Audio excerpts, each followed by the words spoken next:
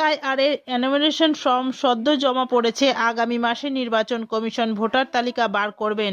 প্রাথমিকভাবে পশ্চিম বর্ধমান জেলায় প্রায় 3.5 লক্ষ ভোটারের নাম বাদ পড়ার সম্ভাবনা। এরই মধ্যে তৃণমূল কংগ্রেস এবং বিজেপি নেমে পড়েছে উন্নয়নের খতিয়ান জনগণের সামনে তুলে ধরতে।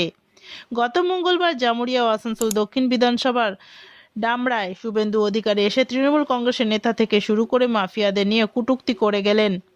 অন্যদিকে বারাবণী পঞ্চায়েত সমিতির সভাপতি আশিস সিং জানান, 1 মাস ধরে বারাবণীর বিভিন্ন জায়গা মমতা ব্যানার্জির প্রকল্প নিয়ে প্রচার করা হচ্ছে। অন্যদিকে বিজেপি সারা বছর জনগণের পাশে না থেকে নির্বাচনের আগে মিথ্যা প্রতিশ্রুতি দিয়ে জনগণের বিভ্রান্ত করছে।